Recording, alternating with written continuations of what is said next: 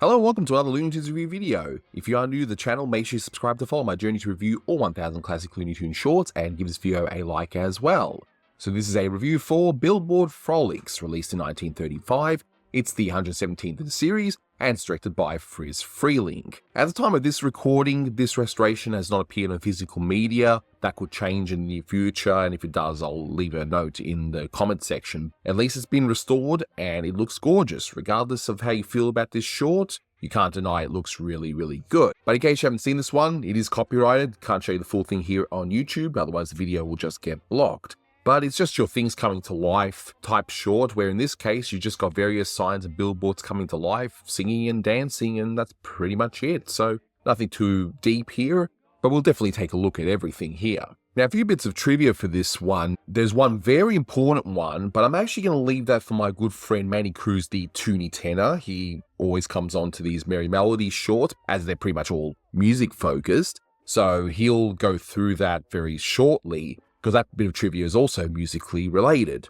But I'll give another bit of trivia here, that this is actually the last Warner Brothers cartoon in 2-strip Technicolor. So for a while now, all the color shorts that were released in 1934-35 were done in the 2-strip color process, so that's why these shorts look kind of on the greener side, as it was Walt Disney, starting with 1932's Flowers and Trees, he had exclusive use to the 3-strip Technicolor process, which is why the colors look better on those shorts than they do in these shorts. But starting with the next short, Flowers for Madame, Warner Brothers and other companies, of course, could start to use the 3-strip process, as Walt Disney's exclusivity deal would end up expiring. Now, as much as I love the 3-strip process, because obviously it looks like proper color, there's just something about the way those 2-strip Technicolor shorts look. It's just kind of interesting, definitely a product of a bygone era. So just a few vocal credits, and this comes from Keith Scott's wonderful Cartoon Voices book, and I'll link below to that book. It's a book that belongs in every serious animation fan's library. Now, he's not sure of who does the voice of Eddie Cantor as opposed to Eddie Cantor, and I'll go through that very shortly. He's got a question mark next to Buddy Doyle, so he's thinking it might be him, but he's not sure. What is known is Billy Bletcher doing Rub 'Em Off, and I'll go through that reference in just a moment too. The Tamale Trio is done by the Varsity 3, who's been in a few of these Merrily shorts already. Count Cutelli does the Cat, Dog, and Chicken, and he was known around this time to do vocal effects for animals, and he's been on 1 or 2 Looney Tunes shorts already. And Bernard Brown, who does the music in this short, does that harlequin at the end saying, "That's all, folks." Yeah, he did some voice acting. He even directed one short, in case you're discovering this video for the first time. But let's go through this short from start to finish, and I'll go through some of the references Manny has not covered, and just my general observations. Now, this is what I call a cheater short, so it's a short where, for whatever reason, the director has gone back and reused footage from older shorts just to save a bit of time and to get things out the door, because sometimes they might focus too much on one short, fall behind, and then have to do something to quickly catch up, and one of the ways they would do that is to reuse animation, so you get a bit of that here. Not too much, but you do get that here. Also, the story is very simple. This is Freeling falling back on the default things coming to life idea, which the story bits are already there. You introduce your concept, you do a bunch of funny gags, you introduce your villain at the end of the second act, you have a little chase or whatever at the end, and the problem is solved. This is no different. It is what it is. I'm not saying that's a knock against this cartoon, but that's just the reality of it. But let's take a look at this short. So right away, our first billboard that we see is the Old Maid Cleanser, and that's a parody of a real-life product that was around at the time. We briefly see a sign saying, "Atwater can't, can you?" That's a reference to the Atwater Kent manufacturing company, so they were making radios at the time, which makes things a lot easier for me researching these things, because there's a picture of the radio, so it's like, aha, something to do with the radio. But no, they were a radio maker at the time, and yeah, you just briefly see that as you pan past. We briefly see a sign saying, "It floats so." It's like SS Potluck, ha ha. Now, this is a parody of Ivory Soap, which according to the ad campaign said that it floated because it was so pure. So that's where all that comes from. And now we see our 2 main stars, I guess, in the beginning. I mean, you only see them in the first act, and that's pretty much it. So you see Eddie Cantor, that's a take on Eddie Cantor. We will go through Eddie Cantor very soon in Manny's Music Time. What he didn't mention, actually, was Rub 'Em Off, and that is a parody of David Rubinoff, and he was a very popular Russian violinist, and he would always play his $100,000 at the time, which would be way higher in today's dollars, Stradivarius violin. The reason it says there Rubinoff and his violin or whatever, he would be billed usually as Rubinoff and his violin. So that makes sense right there. But I gotta say, that song that Eddie Cantor sings sounds familiar, doesn't it? Merrily we roll along, Rubinoff and me.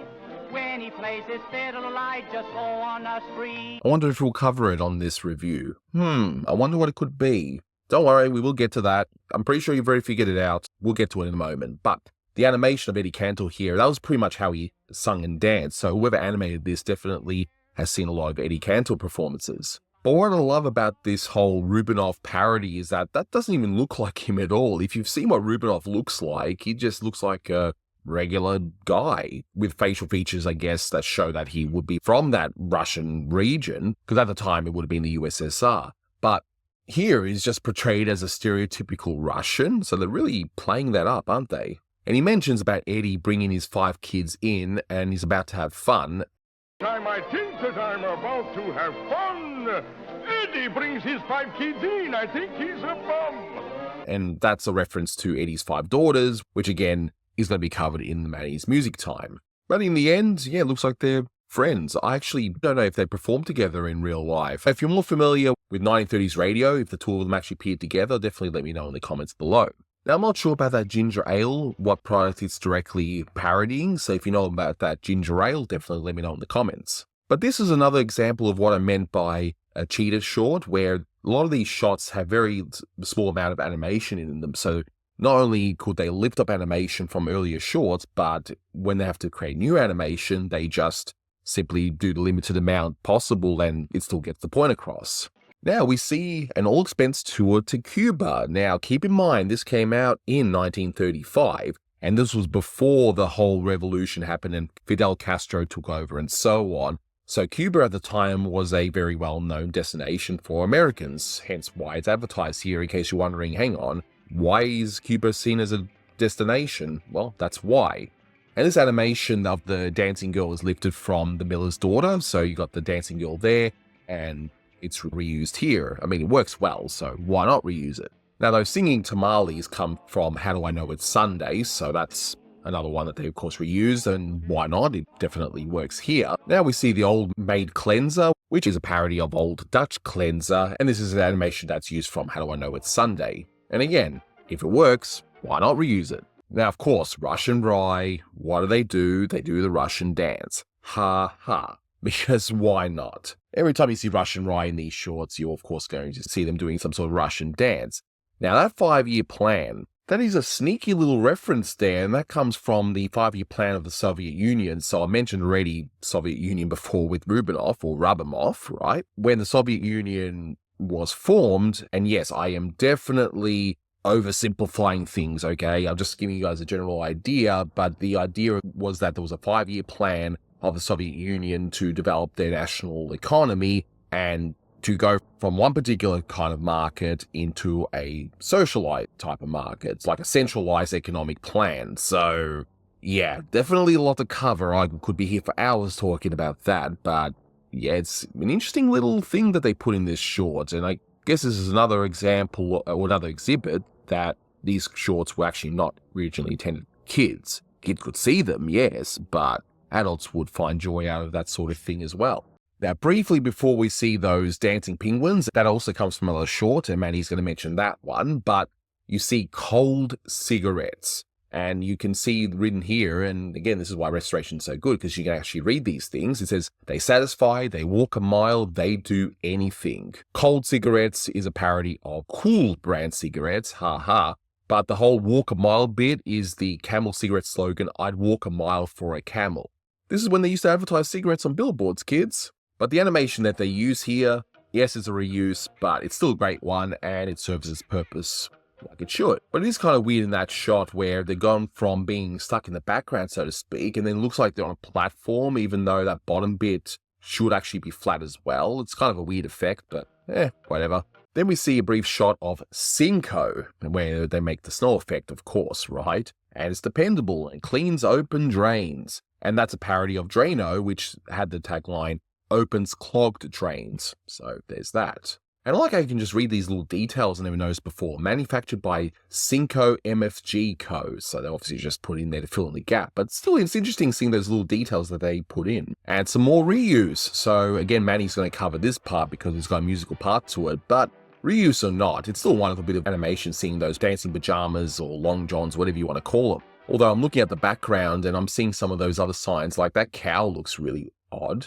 But I'm not sure what that's referencing to because obviously I can't see everything there, but still, what a deranged looking cow. And I'm looking at the other billboard, which is covered by those other items of clothing there, and I'm just wondering what that other billboard is, but I guess we'll never really know, but if you have a rough idea, let me know in the comments below. But we now see a bit of a seductive dance going on, which again, did I tell you that these were actually originally intended for adults? Because you wouldn't do this sort of thing in a kid's cartoon, would you? But I gotta say the animation is really good. I wonder if this part was actually rotoscoped. If not, it's done really well here. We see an advertisement for gelatin, and there doesn't look to be a particular brand that they're parodying here, but gelatin for the longest time, up until the late 19th century, was more or less a status symbol sort of thing because of how hard it was to make, but now it could be mass produced, and of course more American households were starting to be able to actually have it. So you guys in America say jello, we say jelly, but it's the same thing. And now we sort of start the story now after all of that, which again, the cheetah cartoon, they probably just were filling in the gaps and have a simple little story at the end. We see My Am I polishing and cleaning, and that appears to be a take off of Bon Ami cleanser powder. So a lot of these products definitely had a basis of something. So we see this little chick, and in an interesting touch, this is one of those little holdovers from the earlier days of animation where when a character sees something, you see those little dotted lines. That sort of thing would eventually be done away with, but even as late as 1935, as you see here, they're still using it from time to time. So we see a bit of a reuse from Pop Goes Your Heart, where you see this worm ends up spanking this little chick, and the chick's obviously not happy. So even if it's not a direct lift, it'd be something that was reused. Yeah, you must have had a good laugh in the theater at the time, so why not reuse it? So now we see this little chase scene between the bird and the worm. So there's a little fight, and then there's a little chase, so nothing too crazy here. But I did notice in the background this bottle called 3-Star Millar, distilled from Portis. That would have been referenced to Melvin Tubby Millar, and he was born in Portis. So if you see the reference Portis, it's usually a reference to him. And I did see the Portis reference in a few other billboards that you've seen so far. This one clearly confirms that there's a reference to Tubby Millar here. So maybe he was involved in the writing on this one.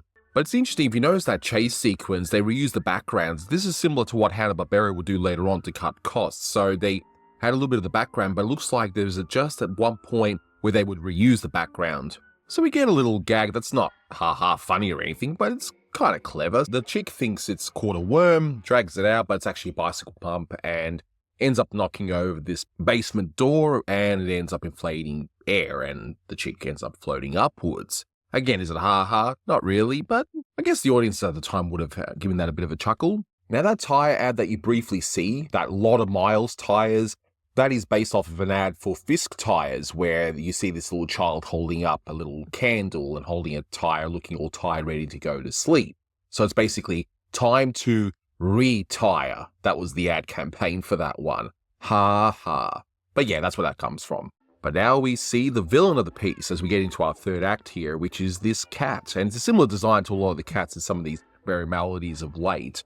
Nothing too special. Just your generic cat, I guess. And I like the added effect where the cat is walking past the moon and the moon shines through and you can see its skeleton. It's an interesting effect, especially if you slow-mo. You can actually see the lines where they actually divided it up very carefully there. I mean, hey, it works. Not sure what the point of it was, but I guess it's to set some sort of mood on it. So the cat sees the chick and jumps down, and I love that face of the cat just onto this chick with those bloodshot eyes. It's creepy looking. It's a rather crude drawing, but for some reason I like it. And the chick just acts all nonchalant and just waves him off and just starts to walk away. Look, I'll give this chick a bit of credit. It's definitely a confident one. And we see another cigarette ad. And by the way, do yourself a favor, if you ever need to go down a rabbit hole, definitely do it with these old vintage cigarette ads because they're truly fascinating. And read those with the mindset that at the time they were seen as quite a healthy habit. You know, of course there were some naysayers and of course they've been proven to be right. But it's just amazing that they were advertised as freely as companies promoting wellness through fruit juices and that sort of stuff. It's fascinating. This ad that you see, this bellboy, that's based off a Philip Morris ad, where the ad would actually say on the bottom, call for Philip Morris, America's finest 15-cent cigarette. Wow, that's pretty cheap, actually, compared to what cigarette prices are today. I mean, I don't smoke, but I know it ain't cheap, especially where I am. But yeah, that's where that comes from. Then we see Police Chief Gasoline. That's a parody of the Texaco Fire Chief. So there was, obviously, instead of firemen, they used policemen here.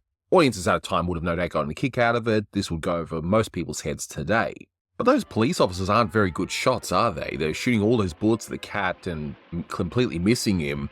Now, I'm not sure what the reference is to the electric hand. I suspect, and please correct me if I'm wrong, that in the 1930s, many cars still required hand cranking to start up, but we were starting to slowly see the electric starters come into play. So maybe that's what it is, the electric hand, switching on the car via an ignition instead of cranking. If I'm wrong, let me know. If this is part of some ad campaign, because I couldn't seem to find anything, definitely let me know. Now, that dog on the left comes from an ad campaign for His Master's Voice, HMV. So it's like a radio, it's like a Victor radio system. I believe that's the case, because I'm looking up the dog and I'm seeing pictures of that similar looking dog with a phonograph next to it, so that has to be it. And if that is the case, the dog's name is Nipper, and Nipper was a British dog, and that was originally a painting that was done in 1898, and then that painting was used in various ad campaigns like for RCA Victor.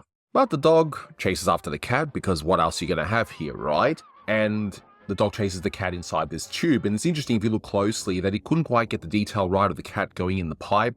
Is it a big deal? No, but it's an interesting little detail I noticed. Of course, this cat is really evil, so it ends up trapping this dog inside the pipe by closing up the pipe on both ends. So the cat then notices the chick again and ends up chasing after him. Now we've got two other advertisements on the wall. You first have Wiggles gum, that's a play on Wrigley's gum, and that's a gum that's still around today. And that Ham and Armour baking soda, that's a play on Arm and Hammer, which of course ends up saving the day. We get a nice little repeat of that close-up of the cat looking all vicious, and yeah, the hammer knocks out the cat. And the chick ends up going on the cat's head and crows like a rooster, and we end right there. Now, I've been prattling on long enough, so my good friend Manny Cruz, the Toonie Tenor, he's going to go through the music part of it, including the big trivia for this one. So, take it away, Manny. Hi everyone, this is Manny Cruz, the Toonie Tenor, coming at you with the latest edition of It's Time for Manny's Music Time, with music trivia for you today. Bum! For the 1935 Merrily cartoon, Billboard Frolics, directed by Isidore Fritz Freeling, with musical direction by Bernard Brown. So, what's interesting about this particular cartoon is that in the Merry Melodies, from the very beginning up until this point, every single Merry Melody, or almost every single one, I'm trying to think if there's an exception to the rule, the name of the short is also the name of the song that's featured in it. So, in case you guys don't know, Looney Tunes came first in 1930. I'm actually recording this a few days after the anniversary of the first Looney Tunes sinking in the bathtub. Came out April 19th, 1930, 95 years ago. I'm recording this on April 23rd, 2025. And the success of the Looney Tunes led to the creation of the Merry Melodies. Merry Melodies, kind of the Warner Brothers version of Disney's Silly Symphonies. And the whole purpose of the Merry Melodies was to push Warner Brothers sheet music as well as the records they have. So I like to tell people that the Merry Melodies, think of them as like 1930s versions of music videos, so to speak. So the cartoon had to have at least a verse and a chorus, or a verse and a refrain of the song that's featured in it. But what's interesting about this particular cartoon is that the main song, the featured song, quote unquote, is not the name of the title. Literally, the title of this cartoon is just talking about the plot. Yeah, it's another objects come to life story that Warner Brothers did a few times during the harmonizing years, and it'll continue to do it in the Leon Schlesinger era. You know, the Frank Tashlin cartoons he made, you know, obviously Book Review, I Like Mountain Music from the harmonizing years. So this is another one in that vein. But yes, Manny, you're bearing the lead. What is the main song that's featured in this cartoon? I will not talk about it yet, but I will soon, because it is arguably the most important, I would say it's probably the most important song in Warner Brothers cartoon history. because you'll find out in a few minutes, because you already know which one it is. If you watch the cartoon, you already know what song I'm going to talk about. So I'm going to skip the main one, the quote-unquote title track, even though the name of the cartoon is not the name of the song. But anyway, I digress. So let's skip ahead. So the first cue that you hear is You're an Eye Full of Heaven by Mort Dixon and Ali Rubel. If you want to learn more information about those two particular composers, Mort Dixon, please check out the commentary for A Great Big Bunch of You, and for Ali Rubel, please check out Pop Goes Your Heart. Now, you hear An Eye Full of Heaven, which is from 1935, during the scene where you see the dancing pajamas.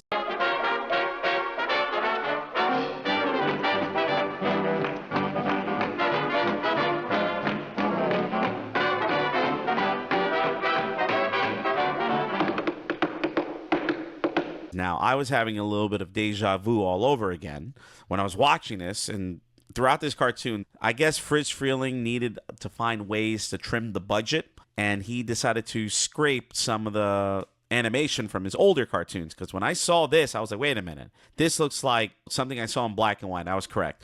So the actual animation of the dancing pajamas comes from Freleng's 1934 cartoon, The Girl at the Ironing Board, one of the last black and white Merry Melodies.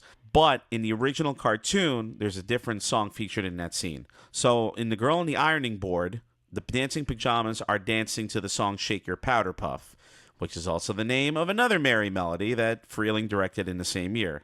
The Freleng verse continues on and on, ever expanding. But in this cartoon, like I said, You're an Eye Full of Heaven by Mort Dixon, Ali Rubel's featured. And while I was looking up some information, because I was having a little trouble when I was listening to this song originally and watching the cartoon, I assumed that it was an original cue by Bernard Brown or Norman Spencer, but I was wrong. I did a little bit deeper listening.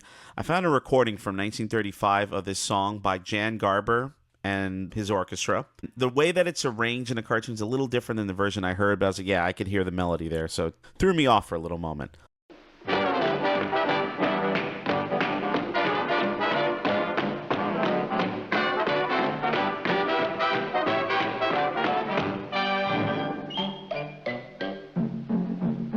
The next cue you hear is Oriental Atmosphere by J.S. Zemishnik. I used to say Zemechnik, but it's pronounced Zemishnik. This is another one that I assumed at first was an original cue, but I compared the cue sheets and I did another listen, and I was like, yeah, wait a minute, this is actually the Zemishnik song. So this is featured in the scene shortly after the dancing pajamas, where you see the women's clothing. I think it's like a brassiere and a corset and a dress, starting to do like a little bit of a seductive dance.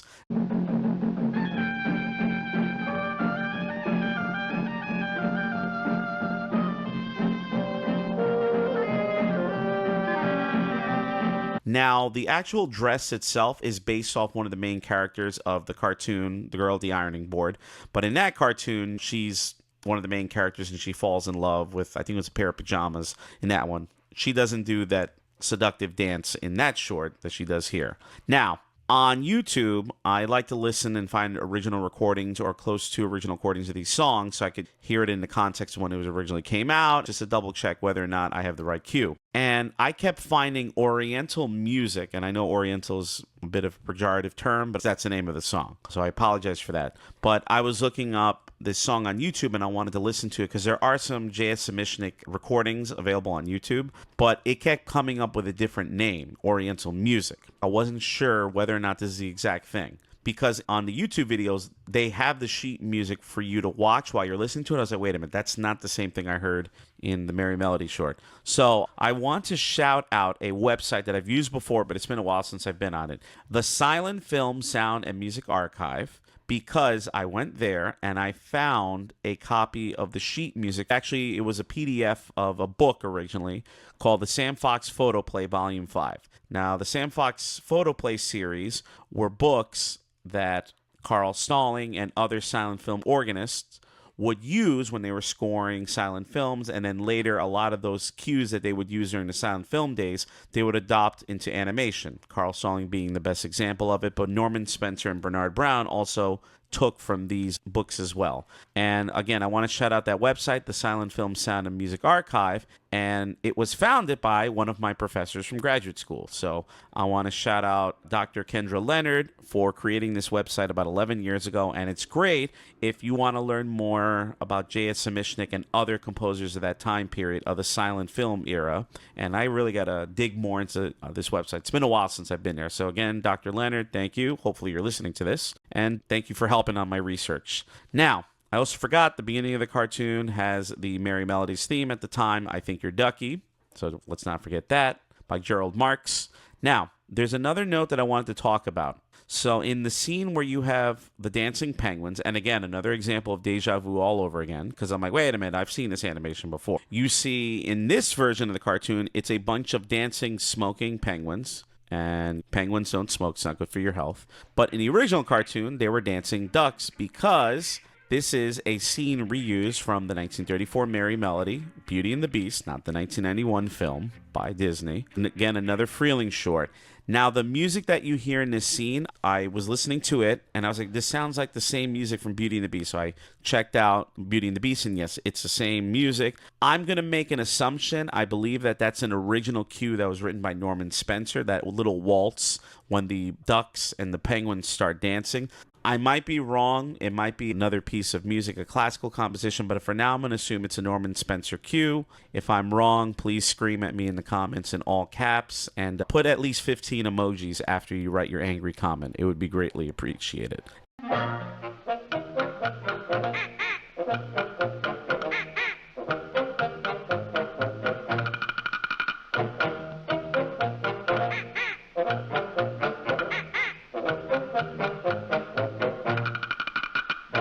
And another original cue, I'm assuming, again, because you know what happens when you assume, you feel silly. I'm not going to say the rest because I'm trying to keep it PG. The scenes where you have the little chick doing his thing, trying to eat the worm and then getting inflated by the tire pump and all that. You hear this little ba-da-da-dun-da-dun-da-dun. That kind of reminds me of like the ice cream truck music. I don't know. I'm assuming that's another original cue. I'm probably wrong.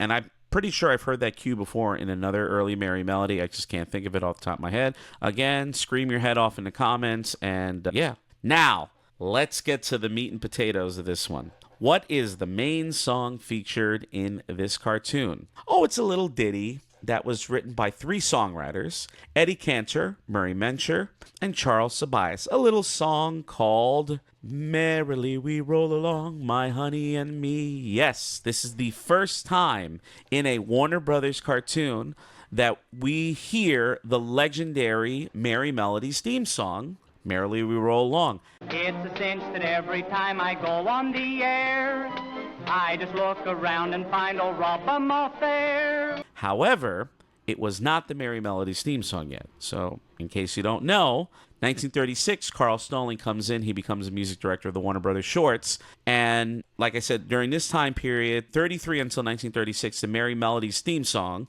was I Think You're Ducky by Gerald Marks. Carl Stalling comes in 36. He's like, let me change the Merry Melodies theme song. And starting with the 1936 cartoon Boulevardier from the Bronx, which I'll talk about in the future, he uses Merrily We Roll Along as a theme song. We all know it. We all love it. Though we razz each other, it's all in song as we merrily roll along. It's a little pet peeve of mine, and this is also just going to the fact that I'm a Looney Tune Merry Melody nerd. I've been researching it for close to 25 years now. I always like to remind people, that's why I said earlier, this is probably the most important song in Warner Brothers cartoon history, because when people hear the beginning notes of the melody, they're like, that's Looney Tunes, that's Porky Pig, Bugs Bunny, Daffy Duck, Tweety. They instantly think of Looney Tunes, but for those of us that know, it is actually the Merry Melodies theme. The Looney Tunes theme song is The Merry-Go-Round Broke Down.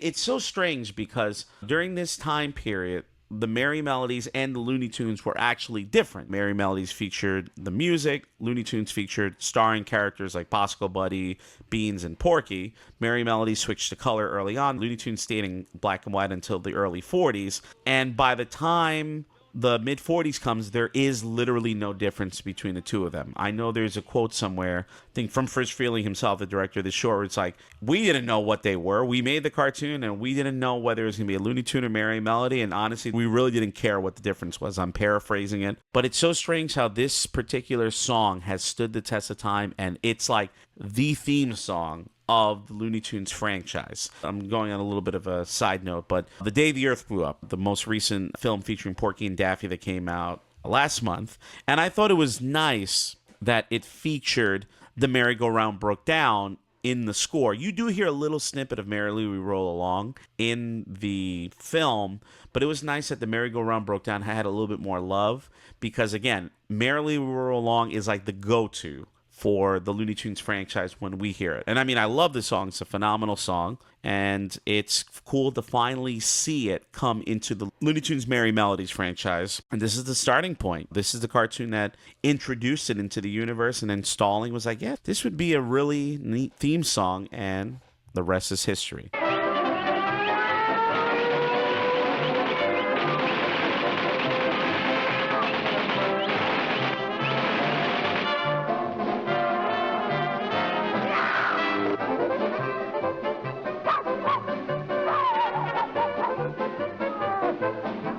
So, Merrily We Roll Along does not have an original recording from that time period. However, it's available online, and you can listen to it for yourself. Eddie Cantor, one of the co-songwriters, and I'll talk a little bit more about him in a moment, he does have an air check from one of his radio shows at the time period where he sings a verse and he sings a refrain. And speaking of which, let's talk a little bit about verse and refrain, because I'm using these words and a lot of people tend to get them wrong. So what is a verse? So the verse is a repeated section of the song. Usually the song starts off, if you're writing, think of typical pop music or typical music that's been written for the past, I don't know, several hundred years. A popular song, an easily accessible song. You start off with an introduction, and then you go into the verse. So like I said, it's a repeated section, and when you hear throughout the song, usually the words change, okay? In Merrily We Roll Along, or in this cartoon, I should say, in Billboard Frolics, what's nice is that it does feature the melody of the verse. It sounds terrible today. Anthony probably will splice in at the very beginning of the cartoon, you hear the verse.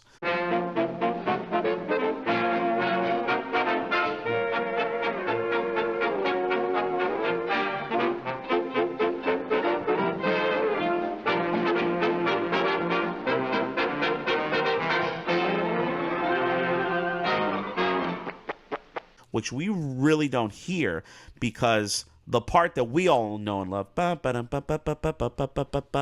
is actually the refrain. The refrain is another section that repeats throughout the song. And I like to say this is the part of the song that everybody screams their head off and remembers. I always ask people, do you know the verse of, I don't know, whatever a popular song is? And I ask them, can you sing the verse of this popular song by, I don't know, by Michael Jackson or Journey or whatever? And I ask him, what does the verse sound like? And everybody's like, oh, I don't know. How about the part of the song you know the best? And then they start screaming, you know, Billie Jean is not my lover or whatever. I'm like, that's the refrain. That's the part that some people like to say that's the hook. That's a part of the song that everybody's going to sing along. Everybody knows. And then in the song itself, it jumps back and forth between the verse and the chorus. Or some other ways of writing it. You say the verse is the A part of the song. The refrain, also known as the chorus, is the B part of the song. Another example I like to use is Sweet Caroline by Neil Diamond. Has a very short intro. That's the verse of Sweet Caroline. Then you have the pre-chorus, hands touching hands, reaching out, touching you. And then the chorus and the refrain comes, and this is where everybody starts screaming their head off, probably while they're inebriated. Sweet Caroline, ba, ba, ba. There's a refrain. So, little song structure and music for you. But yes, long story short, in this cartoon, we hear both the verse and the chorus or refrain of Merrily We Roll Along, even though we are mostly familiar with just the refrain chorus.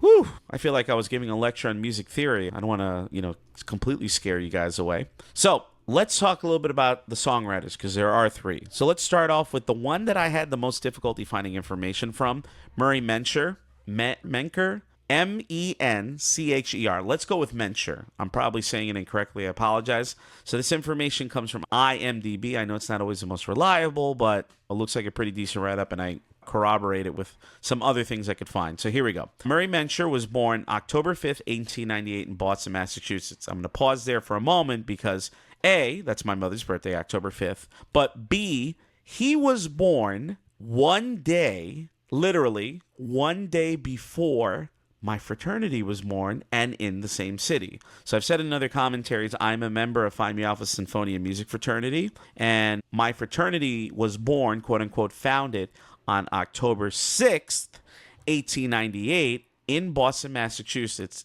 at the New England Conservatory of Music. So Murray Mencher is a day older than my fraternity, and they were born in the same town. Yay!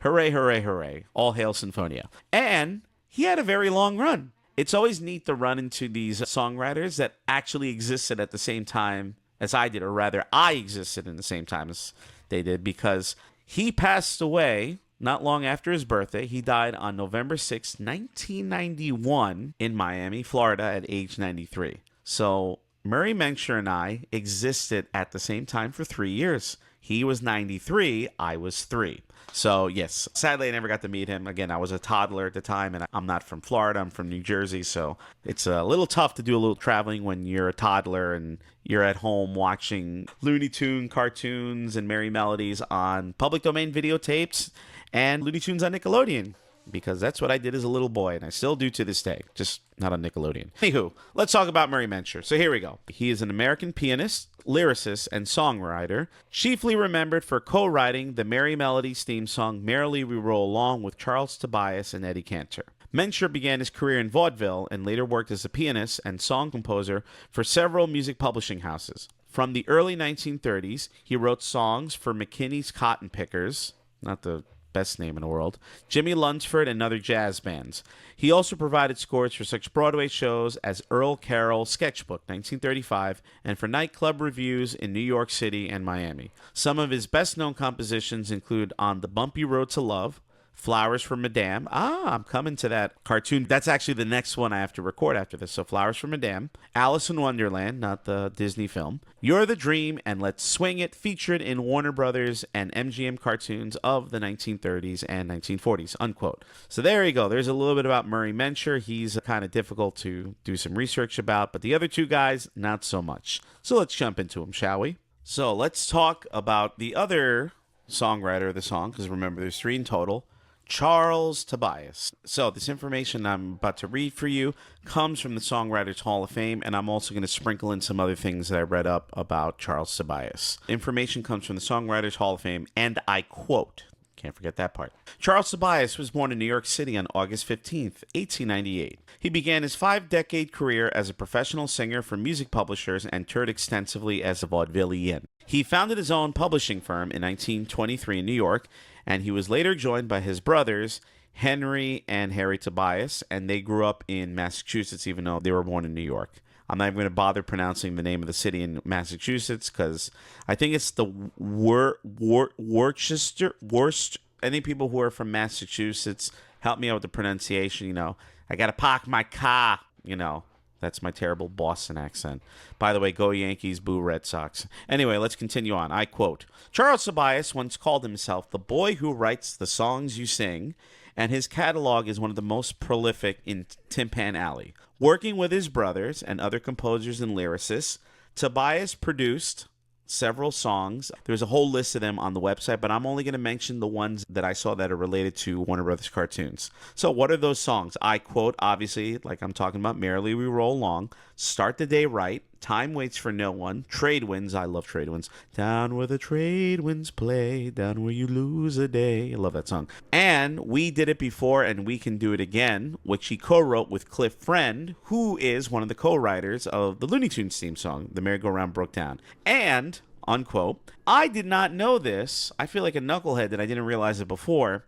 So remember how I've been always saying that I Think You're Ducky? The current Merry Melodies theme for this time period was written by Gerald Marks. I did not know until literally a few minutes ago that Charles Tobias is one of the co-writers of that song along with Sidney Clare. So Charles Tobias is responsible for two of the Merry Melodies theme songs, I Think You're Ducky and the most famous, Merrily Roll Along. So wow, he's a big shot in the Warner Brothers cartoon history thingamabob. So that's pretty neat. I had no clue. I feel like a knucklehead. So thank you, Charles, for co-writing two Merry Melody theme songs. Much appreciated. So let's read a little bit more about Charles. And I quote, Tobias contributed songs to Broadway shows like Earl Carroll's Vanities of 1932, Earl Carroll sketchbooks, Yokel Boy, and Banjo Eyes, unquote. And Banjo Eyes is one of Eddie Cantor's nicknames, which we'll get to that more in a moment. And I continue and I quote, he also collaborated with Sammy Fine on the full Broadway score to the long-running show Hell's A-Poppin'. He was inducted into the Songwriters Hall of Fame in 1970, and sadly, that was the same year he passed away. So Charles Tobias died in Manhasset, Long Island, in New York, Long Island over there, on July 7th, 1970, unquote. So we talked about Murray Mencher, we talked about Charles Tobias, and now the third songwriter, and arguably the most famous of the three, and speaking of someone who was constantly parodied in Warner Brothers cartoons, let's talk about Eddie Cantor. Are you listening? That's not him. Now, just picture me. My eyes aren't that big. It's funny. I was actually telling somebody a few days ago. First off, when I'm out in the sun, I always squint my right eye or I close it. I kind of look like Popeye when I'm out in the sun, but I don't have big banjo eyes. I'm actually thinking of someone, a friend of mine, that she has really big brown eyes, and they're nice eyes. And I always think of maybe she's related to Eddie Cantor. So, Sasha, if you're listening, I'm talking about you. So, let's talk about Eddie Cantor. And through the magic of technology, AI, audio wizardry, whatever you want to call it, my voice is going to change. So I'll let you know a little secret. So yeah, the Eddie Cantor part, my voice is going to get slightly lower in pitch, and my northern New Jersey accent is going to magically change into an Australian one. So get ready to be blown away. Eddie Cantor information starting now. Eddie Cantor Isidor Itzkowitz, born January 31st, 1892 and died October 10th, 1964, was an American comedian, actor, dancer, singer, songwriter, film producer, screenwriter, author, and just a very, very popular celebrity to the early 60s. Very well known. He was not only a talented guy, but he also had a very distinct look, which no doubt would have helped with his popularity a little bit, and you would see that caricatured a lot in animation and illustrations themselves. In fact, it would appear in a lot of the sheet music for the music that he wrote. So just a brief overview. So early on, he was in vaudeville, and he ended up making his Broadway debut in the Ziegfeld Frolics of 1917, and he continued doing the Follies until 1927. During this time, he made records starting in 1917, and he recorded both comedy songs and did his own versions of popular songs of the day. Perhaps his most famous song is the one that was discussed earlier, which is Merrily We Roll Along, which a lot of people today don't even realize. In fact, I believe it was Eddie Cantor's grandson or somewhere along those lines, because Eddie Cantor never had any sons, so it must be a grandson or something like that. It was basically mentioned that to this day, they still take in a lot of royalties for the use of Merrily We Roll Along. So I would argue that that is probably his longest lasting legacy. So there you are. So as far as his film career went, he became a leading Hollywood star with the film version of Whoopee, and that was actually a very early film in 2-color Technicolor. And he made lots of films over the following 2 decades, and his last film was If You Knew Susie in 1948.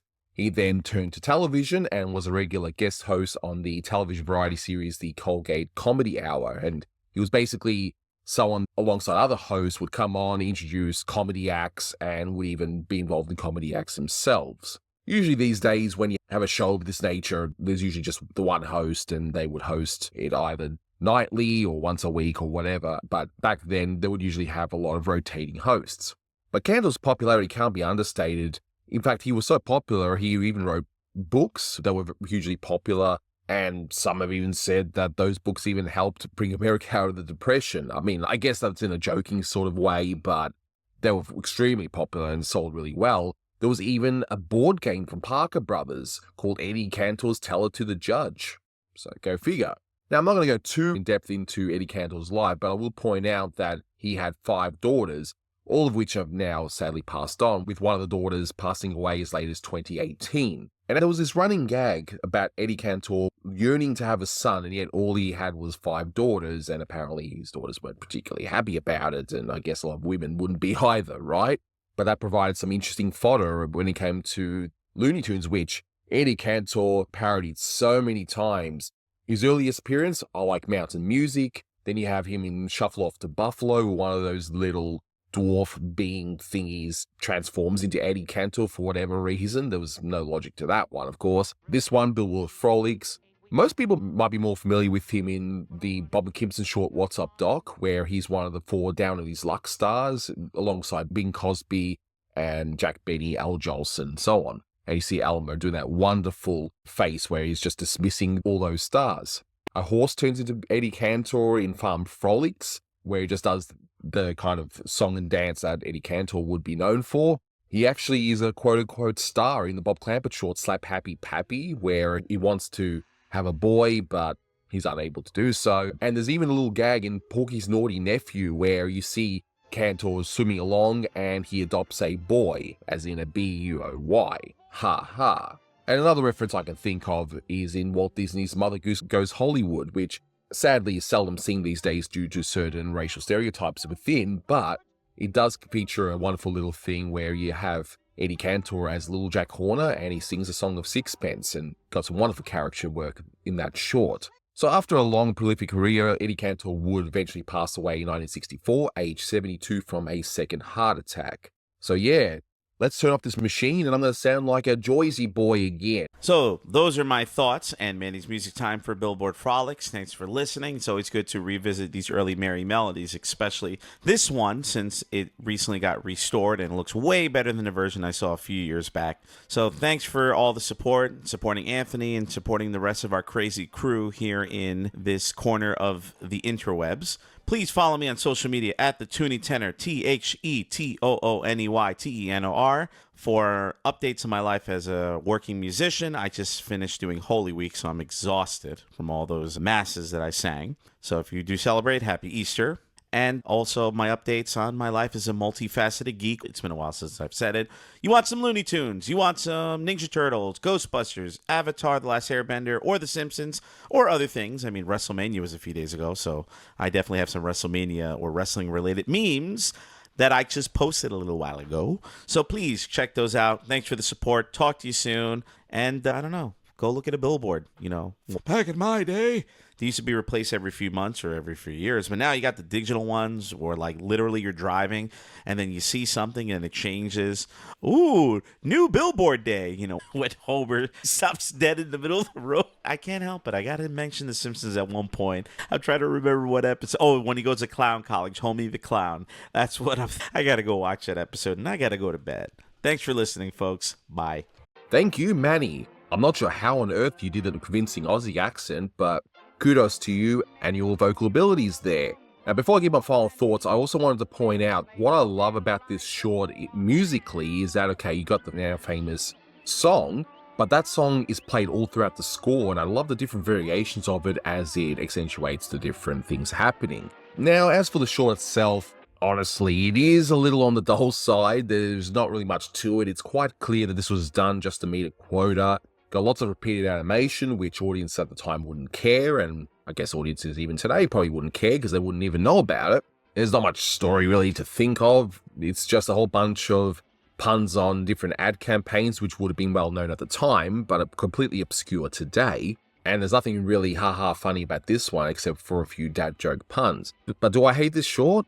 Not really. Again, the music is actually the highlight here. And I like some of the animation in here, and this restoration's absolutely gorgeous. And I can see a lot of the wonderful details in there. In fact, it's so clear that if you look really closely, you can even see some of the pencil lines where they marked out where they were going to do their lettering and drawings and so on. Look, this just gets 5.5 out of 10. It's more interesting as a curio and more interesting as the launch of one of the most famous songs in film history, really. Not just cartoons, but film history overall. But that'll do it for this one. Thank you so much for watching, guys, and until next time, take care.